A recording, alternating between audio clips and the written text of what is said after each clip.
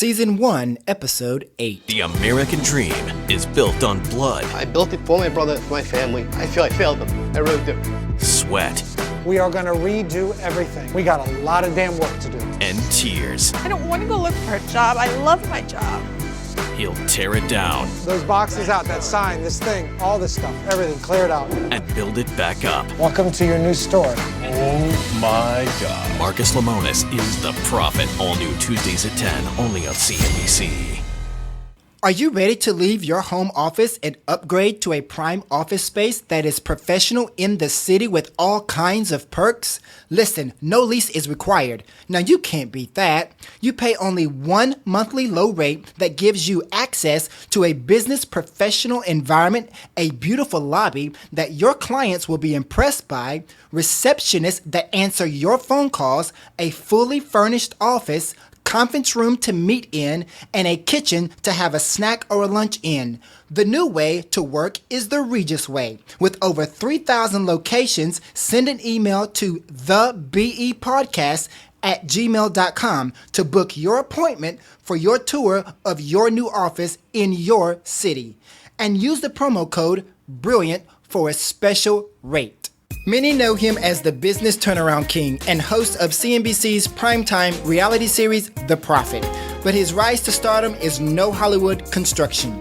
Lemonis' notoriety has been established by his tenacity, shrewdness, and determination. His biggest success is as the chairman and CEO of Camping World, the nation's largest RV and outdoor retailer, and Good Sam, the world's largest RV owners organization. Lemonis was born in war-torn Beirut, Lebanon in 1973, and at 9 months old was adopted by a Lebanese couple living in Miami, Florida. As a young child, he was exposed to positive and prosperous business values at his family's owned Anthony Abraham Chevrolet. His entrepreneurial spirit bloomed at age 12 when he started a lawn mowing service in order to generate money to open a candy business. Just when you thought his plate was full, Lemonis added real estate investment across the country and a variety of new product lines and services to his holding company, Marcus Lemonis Enterprises, LLC. Marcus Lemonis drives results through collaborations, partnerships, and relationships. His advice for aspiring entrepreneurs is simple. Stay focused, work hard, know your numbers, and be disciplined. On the popular TV show, The Prophet, Marcus lends his expertise while using his famous 3P principles: people, process, product, to assist struggling businesses around the country from a variety of industries. He is a mover, shaker, and a powerhouse. And of course, he's a brilliant entrepreneur. Let's welcome Marcus Lemonis to the Brilliant Entrepreneurs Podcast. I am excited and I am honored and I am ecstatic because we have none other than Marcus Lemonis, the prophet from CNBC, on the podcast today. Welcome, Marcus Lemonis. How you doing, Ethan? Listen, that was a lot of words. Excited, enthusiastic. You really got the energy. Yes, I am excited to interview you. What's the most important lesson you have learned along your journey? Well, I think that's a great question. I would say admitting when I make mistakes and recognizing them and not hiding from them and allowing people to see them and know what they are. I think that's a big key. Too often people try to put themselves in situations where they look like they don't make mistakes, and we all know that we're human and we make mistakes. So that would be the best lesson I've had. Yes, definitely, and we all make mistakes. What's the biggest obstacle that you faced, and how did you overcome it? Yeah, I'd say the biggest obstacle I faced was probably myself, and really struggling to believe that I have the ability and having the confidence to do things. And, oftentimes small business owners, big business owners, people in general, they doubt themselves, and that's a very natural sort of feel, but it can have a negative effect on moving forward. And if you don't have confidence in yourself, it's hard for you to ask other people to have confidence in you. And so I struggled with that for a while in business, and I feel like I've made some progress in that regard, but it took a while. So having confidence in yourself is very, very important when you're an entrepreneur. Yeah, and there's a balance, right, Ethan? There's a balance between confidence and ignorance. And I think having confidence in the fact that you have effort, your work ability and things like that is one thing. But you want to make sure that you don't ever get into a situation where you think, that you're better than somebody else. That's obviously a dangerous thing. That's right, because pride can really kill you. Oh, man, it's bad. It can be bad. No doubt about it. Definitely. Please discuss your 3 Ps and their importance in a successful business. So I've always lived with a very simple business premise, and I really think about it this way. Primarily because I don't know every industry and I don't know every business, but I subscribe to people, process, and product, really making sure that, I understand the product, and I think people sometimes get confused when they don't realize that the product has to be relevant. If you're selling 8-track cassette tapes, that's probably not going to work. And you have to price that product to market and really making sure that you have that right. I think the second one is understanding the process, how you deliver the product to the customer, how your employees manufacture it, how they display it, how they merchandise it, and making sure that you're putting the product really in the best light. But with those 2 being there, they're never as important as the last one, which is people. And you can have a great product and a great process, but if you don't have good people, none of it will really matter. And you can have average product and an average process, but if you have great people, you'll always manage to fix the other 2. And, our mothers used to tell us when we were kids, you are who you associate with. If you have good people, the chances of your business being successful are infinitely better. Wow, that is great advice and lots of wisdom loaded right there. What do you look for when selecting a business to invest in? Well, I think first you have to love the business. And so I have to like exactly what they do. I have to be intrigued by it. But what surprises people when I look for businesses is that I also want to pick businesses where I can learn. And I more lately than ever, I've tried to pick businesses that I know nothing about. And whether it's a hair salon or a drum manufacturer or whatever it may be, it's always good to learn. And I also get a chance to put my 3 Ps to the test. And sometimes I'm right, and sometimes I fail at it. I pick people that I think are going to be great or that I could change, and they turn out to be people that are unchangeable. Wow, that's great. All right, well, let's take a short break, and when we come back, my co-host, Ian Dunlap, is going to ask you a few questions, Marcus, and we're going to hear a word from our sponsor. We'll be right back. Great. Okay, it's that time to get your products and services advertised on this platform, the Brilliant Entrepreneurs Podcast. Reaching multiple markets with over 10,000 listeners, your products and services will get the attention they need, driving clients and customers your way. Advertise with us today and email us at thebepodcast@gmail.com with promo code BRILLIANT and get a special rate today. Welcome back to the Brilliant Entrepreneurs Podcast. I am your host, Ethan J. Harris, and I'm telling you, we have none other than Marcus Lemonis, the prophet from CNBC, on our podcast today. Welcome back, Marcus Lemonis. Thank you, my friend. Appreciate it. Yes, sir. And also, Ian Dunlap, my co-host, is here today. Welcome, Ian. Marcus, it is a great honor to be able to speak with you this morning. How are you? I'm doing good. How about yourself? I'm great. I have a couple of quick questions for you. Well, I have a question for you first. How do you keep up with Ethan? He's a ball of fire. I am trying every day. Maybe we need some of that Mr. Green Tea in the office so I can keep up with him better. We need something to slow him down. He's a ball of energy. The Energizer Bunny is what we call him. There you go. If you lost it all today, what would you do to get it all back? And would you be involved in the same industries that you're involved in today?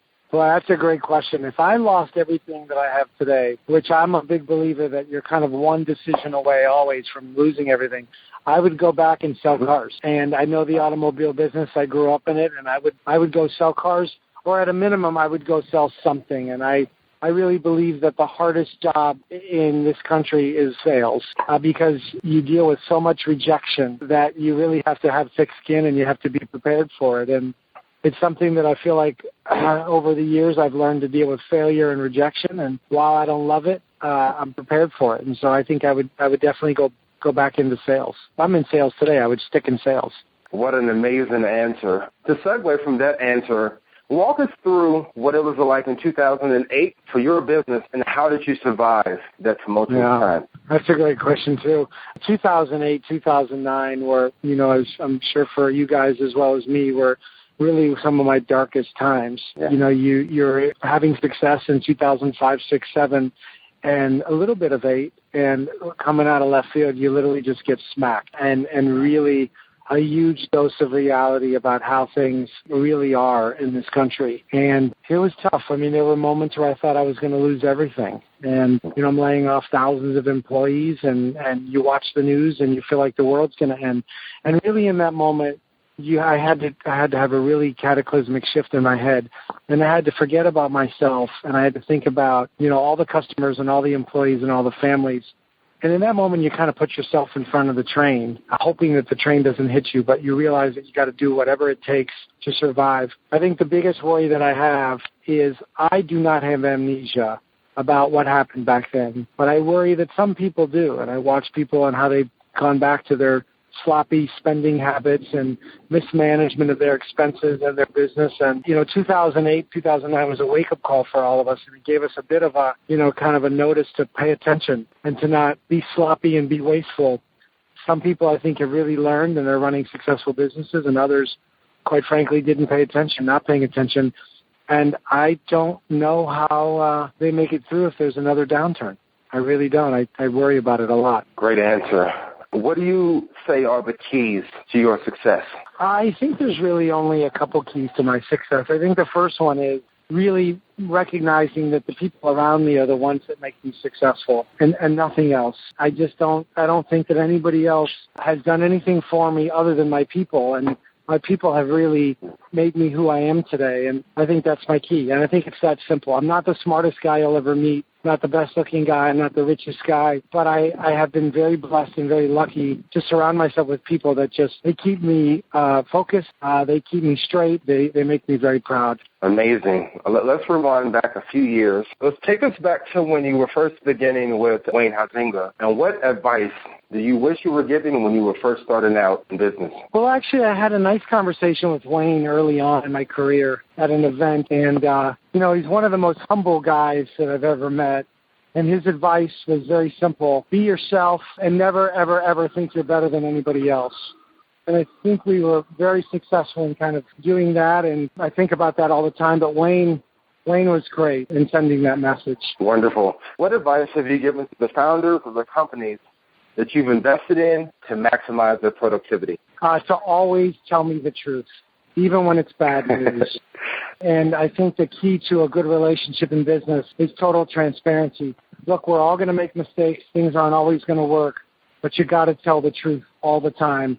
And I think people fail to do that. And when they do, it creates a huge problem. Huge problem. Don't tell me the good news. Tell me the bad news, Yeah. Honesty is so key. Yes, I definitely agree. Exactly. And it doesn't cost anything. That's right. What are your 3 favorite books of all time, Marcus? You know what? That's probably the best question of the day. I'm not a huge reader of business books. I will tell you that when I was a kid, I used to love the Hardy Boys. But I do have an author that I do read as an adult that's written a book that I think is really fantastic.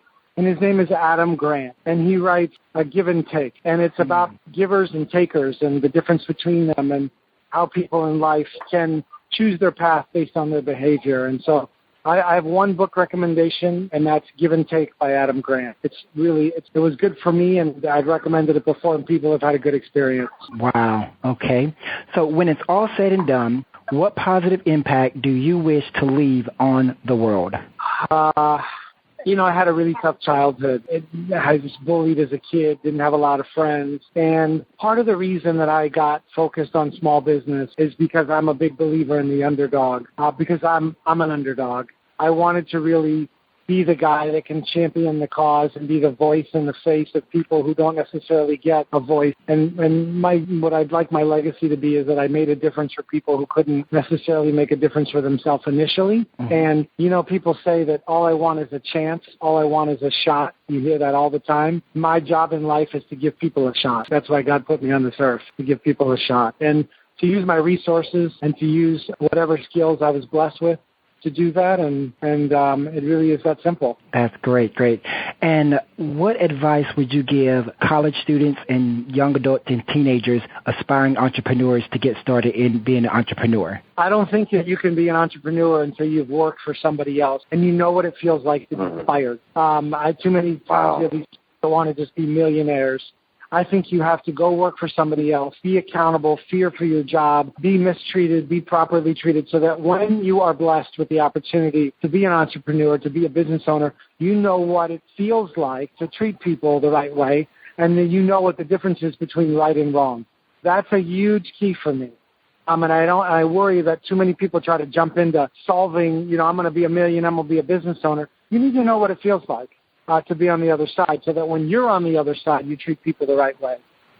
Big deal for me. That's great. That is great advice there to all of our aspiring entrepreneurs, young entrepreneurs, college students out there that want to become. Get your butt to work for somebody else first. That's right. Yeah, that's true, because you have to serve. You really have to serve in the beginning and learn, and then you can build from there. But being a servant is really the start. All right, Marcus, we're going to have fun here. We have rapid fire questions, 10 rapid fire questions, and what we want you to do is don't think, just act, okay? Okay. Okay, iPhone or Android? iPhone. Star Wars or Star Trek? Neither. Hamburgers or hot dogs? Hamburgers. PC or Mac? Mac. Diner or fine dining? Diner. Rolex or the new iWatch? Don't wear a watch. Starbucks or Coffee Bean? Neither. I don't like coffee. If you could see Marcus Lemonis on caffeine, you wouldn't want him to have coffee either. Amazon or eBay? Amazon or eBay?